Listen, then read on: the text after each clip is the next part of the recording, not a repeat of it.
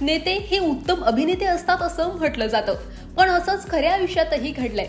अन्न नागरी पुरवठा व ग्राहक संरक्षण मंत्री छगन भुजबळ यांनी चक्क अशोक सराफ यांच्यासोबत सिनेमात काम केलंय. तुम्हाला ऐकून कदाचित धक्का बसेल, पण हे अगदी खरं आहे. ज्येष्ठ अभिनेते अशोक सराफ यांना राज्य सरकारचा 2023चा महाराष्ट्र भूषण हा पुरस्कार नुकताच जाहीर झालाय. मुख्यमंत्री एकनाथ शिंदेंनी घोषणा करत याची माहिती दिली. अशोक सराफ यांचं कलाक्षेत्रातील योगदान लक्षात घेऊन त्यांना हा पुरस्कार देण्यात येत असल्याचंही मुख्यमंत्र्यांनी स्पष्ट केलं. तर अशोक सराफ यांना महाराष्ट्र भूषण हा पुरस्कार जाहीर झाल्यानंतर त्यांच्यावर अभिनंदनाचा वर्षाव होतोय. फक्त सिनेसृष्टीतल्याच नाही तर राजकीय क्षेत्रातल्या मंडळींनी देखील अशोक सराफ यांचं कौतुक केलंय. तसेच राज्याचे मंत्री छगन भुजबळ यांनी देखील एक खास फोटो शेअर करत अशोक सराफ यांचं अभिनंदन केलं. तसेच जुन्या आठवणींना उजाळा सुद्धा दिला.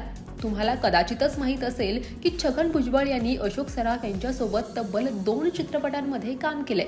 आणि याच आठवणी सांगत भुजबळ लिहितात, मराठी अभिनय सृष्टीतील दिग्गज अभिनेते आणि माझे मित्र अशोक सराफ यांना राज्य सरकारकडून 2023चा महाराष्ट्र भूषण हा मानाचा पुरस्कार जाहीर करण्यात आलाय.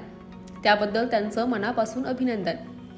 मराठी, हिंदी चित्रपट आणि नाटकांमधून त्यांनी आजवर अनेक विविध रंगी भूमिका साकारत आपल्या अप्रतिम अभिनयातून प्रेक्षकांच्या मनात अढळ स्थान निर्माण केलं. विनोदाच्या टायमिंगसाठी ते खूप प्रसिद्ध आहेत.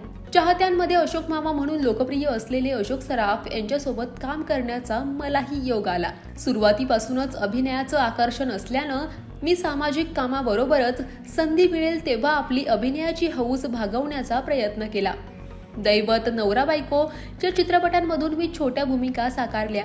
विशेष म्हणजे दोन्ही चित्रपटात अशोक सराफ यांच्यासोबत काम करण्याची संधी मिळाली. या निमित्तानं या दिग्गज अभिनेत्याचं काम जवळून पाहता आलं. त्यामुळे आपल्या करिअरच्या सुरुवातीला छगन भुजबळ यांनी अशोक सराफ यांच्यासोबत 2 सिनेमांमध्ये काम केलं होतं. दैवत आणि नवरा बायको अशी त्या सिनेमांची नावं आहेत. तुम्हाला अवॉर्ड मिळालं म्हणजे काय मोठं असं काही तुम्ही केलं असं मला वाटत नाही. कारण काय सर, हे एक अवॉर्ड आहे, पण हे एक अवॉर्ड मिळून तुम्ही थांबू शकत नाही. तुम्हाला थांबायचं नाही. आणि तुम्ही जर थांबलात तर मग काय अर्थ नाही त्याच्यात. तर ते तुम्हाला अवॉर्ड मिळाले, त्याची योग्य मीमांसा का मिळालंय आपल्याला, कशामुळे मिळालंय याचा पहिल्यांदा अभ्यास करायला, म्हणजे त्याप्रमाणे संबंध पुढची वाटचाल करणं त्याप्रमाणे करायला पाहिजे कुठल्याही आर्टिस्टने, असं मला वाटतं.